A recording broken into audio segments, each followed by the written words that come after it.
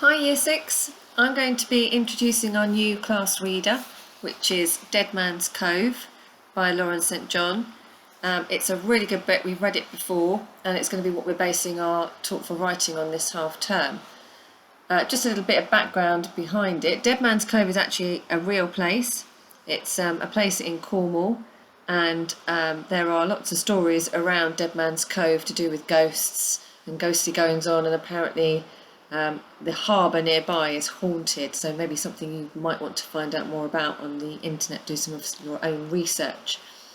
This is a story about a girl called Laura who's an orphan, and she's sent to live with her uncle in Cornwall, convinced that a life of adventures is hers at last, but everywhere she turns she's confronted with mysteries. So there's a friend she makes called Tarek, who is the shopkeeper's son, who doesn't seem to speak very much, who they eventually befriend and become really good friends. There's also an uncle who seems to be out a lot and she doesn't know where he's going and what he's doing, so she tries to find out more about him and why everybody is so afraid of Dead Man's Cove. Lots of twists and turns right up until the end of the story, so it's a good listen. So I get to start on chapter 1. Picture there of Dead Man's Cove.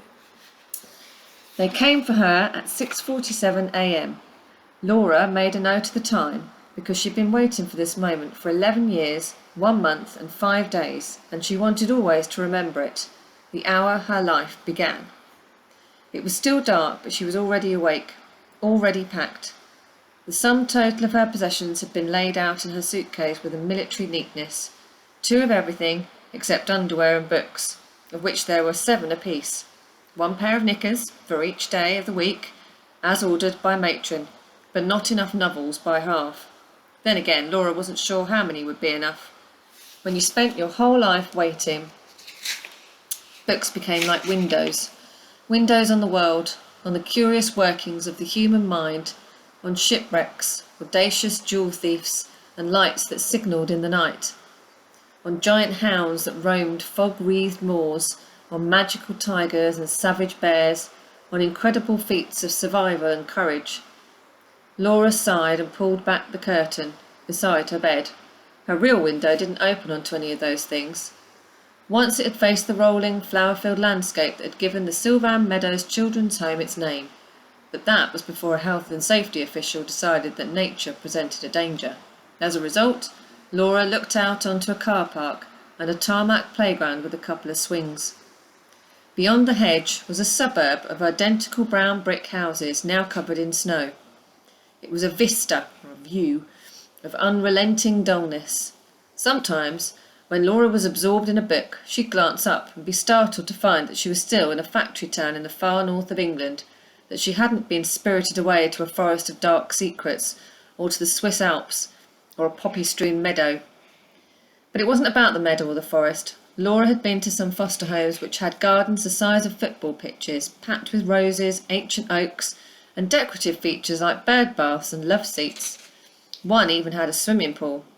She'd been to houses run like army units, and another that smelled of incense and had a mum who sprinkled patchouli oil everywhere, and a dad with hair down to his waist.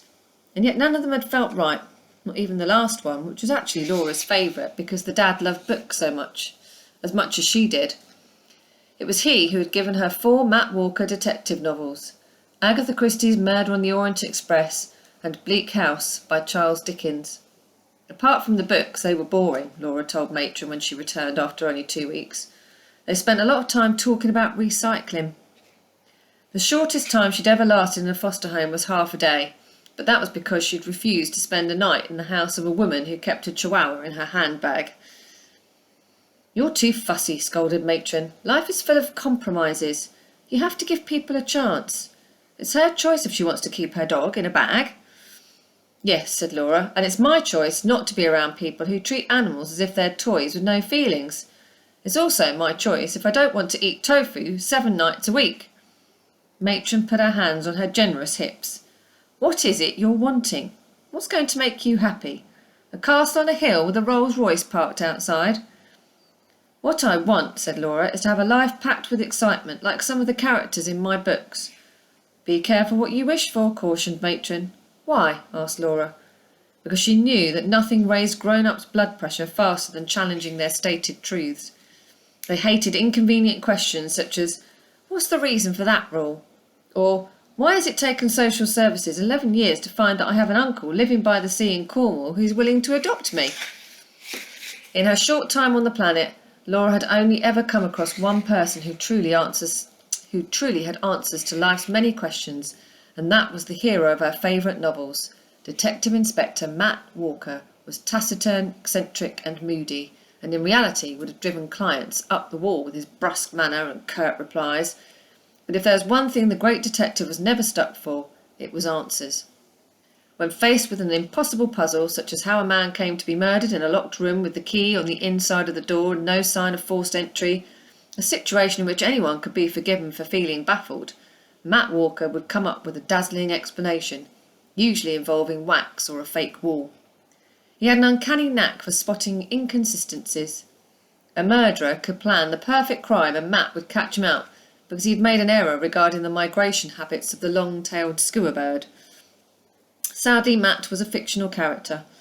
When faced with a question that left them blank, such as, "Why do I have to go to bed at 8 p.m. while you stay up till midnight, when I'm young and full of energy and you're old, stressed and have bags under your eyes?"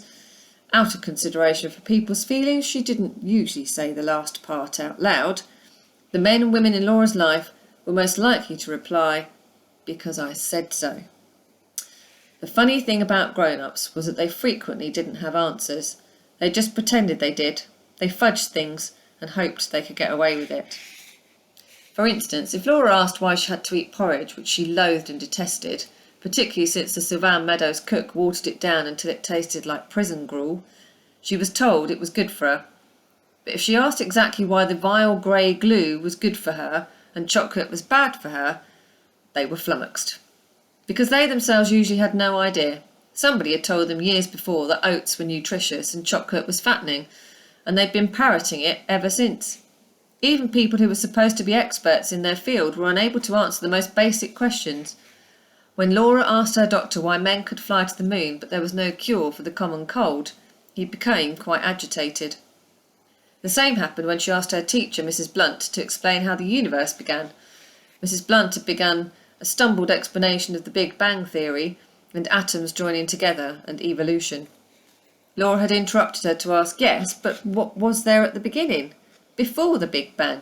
How did everything start? Who started it?" At which point, Mrs. Blunt pretended she had an urgent appointment and made an excuse to leave the classroom. "Most children grow out of the why phase when they're toddlers," said Matron, who often declared herself worn down to her last nerve by Laura's questioning. "They learn to accept the answers grown-ups give them. They understand that we know best." Laura stared at her unblinkingly. Why? Laura had difficulty accepting that grown-ups did know best. In fact, she sometimes thought that the average 10-year-old was a lot more clued up than almost any adult you could poke a stick at. As far as she was concerned, if grown-ups were as smart as they liked to believe they were, then her mother would have remembered to ask for the contact details of the handsome soldier with whom she'd had a brief romance. So brief that history had not recorded the name of the man thought to be Laura's father. If they were really fonts of wisdom they claimed to be, doctors might have been able to save her mother from dying on the day she gave birth to Laura, and social services would not have taken 11 years to discover that Laura had an uncle, her mum's brother, which meant that Laura wouldn't have had to spend more than a decade stuck in Sylvan Meadows or shuttling between foster homes, living her life through books, while her real life ebbed away. She wouldn't have spent hours every day waiting. Now, it seemed, the waiting was over. There was a knock at the door. Laura lifted a silver-framed photograph off her bedside table. It showed an elfin young woman with a cap of fine, pale blonde hair, peaches and cream skin and grey eyes. She was smiling a serious smile. People who saw the picture always told Laura she was the image of her mother. Laura kissed it, packed it carefully between her clothes, and closed her suitcase. The knock came again. "Laura? Laura, are you awake? Hurry now, you have a long journey ahead of you." Laura took a last look around the simple room that had been the centre of her universe, almost her all life. "I'm ready," she said. By late afternoon, the road was unfurling in a hypnotic grey ribbon in front of Laura's eyes. Hour after hour of traffic jams and roadworks had delayed them, and they were much later than Robbie had planned. Laura hoped they didn't have much further to go. She felt sick. A greasy breakfast at a roadside diner had been followed by a lunchtime car picnic of chocolates, chips and ice cream. Laura suspected that Robbie, a gentle, genial man who'd been driving for Savannah Meadows since he was old enough to earn his licence and was soon to retire, was under orders from Matron to give her as many treats as possible. Much to Laura's surprise, Matron had been quite tearful at their parting. "You'll be sorely missed," she'd said, standing ankle-deep in snow to give Laura a hug. "Really?" asked Laura disbelievingly. She felt a momentary pang. Savannah Meadows had its imperfections, but it was the only real home she'd ever known. The staff were kind, and some of them had really cared for her. She'd heard horror stories from other girls about Oliver Twist-style orphanages, but Savannah Meadows wasn't one of them. If she hadn't had big dreams and plans, she'd have probably been perfectly content there. Matron squeezed her hand. "Hush now. You know Savannah Meadows won't be the same. You have a spirit about you that's given life to the place, but we'll fear for you, or at least I will. It's those books of yours. They've filled your head with unrealistic expectations." Laura said teasingly, "What about those romance novels you're always reading with the tall, dark, muscly men on the front? Don't see too many of them around here. Only Dr. Simons with the comb-over and the odd bin man. That's different."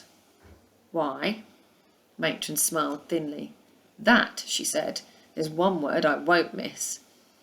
Now, as every mile carried her closer to her unknown future, Laura wondered if she was doing the right thing by leaving. Not, she supposed, that she had a choice. She couldn't turn down uncles the way you could turn down wealthy chihuahua-toting strangers who just wanted another toy to add to their collection. She wound her window down a fraction and looked out at Cornwall. A short while ago they'd crossed the county border. The bitter wind made her stomach feel better, but a portion of her thigh went numb. She closed it again. Robbie looked at her. "Nervous?" he asked. "No," said Laura, which was partially true because she couldn't decide if she was nervous, excited or both. She kept trying to picture her uncle. She imagined him as a taller, broader, older version of her mother. His skin would be weathered from the sun and sea, and he'd own a sailboat and live in a converted boathouse with a border collie named Scruff. At weekends he'd take Laura on trips to secret islands. He'd be a spy or a round-the-world yachtsman or a dolphin trainer.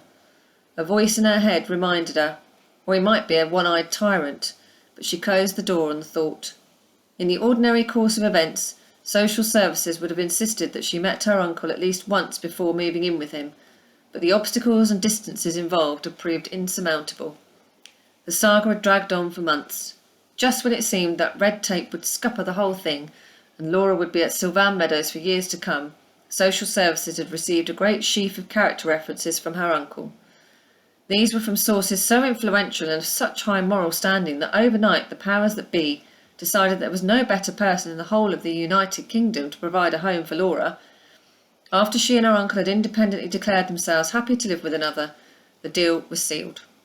"Smugglers, moonshiners, highwaymen, gun-runners and ghosts," Robbie was saying. "What?" said Laura, coming back to the present with a jolt.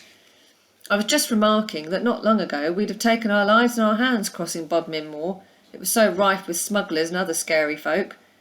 Robbie took one hand off the steering wheel, made a sweeping gesture. "Even now you wouldn't want to be alone out here after dark." Laura stared at the landscape, framed by the windscreen.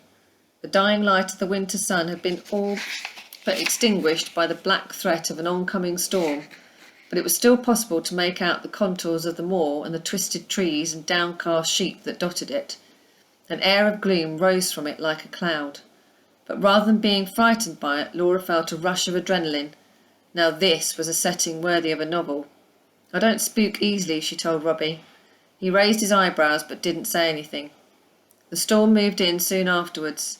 Within minutes, driving rain had reduced visibility to almost zero. The wind shook the car. To Laura, the last hour of their journey seemed to take forever. She dozed through some of it. When she came to and saw the sign for St. Ives, she wasn't sure if she was dreaming. Shortly afterwards, they rounded a bend, and she saw the town for the first time, a finger of twinkling lights jutting into the raging ocean far below. Boats tossed in the harbour, and there was a lighthouse at the tip of the pier. Robbie guided the car down a steep hill, through twisting streets lined with fishes.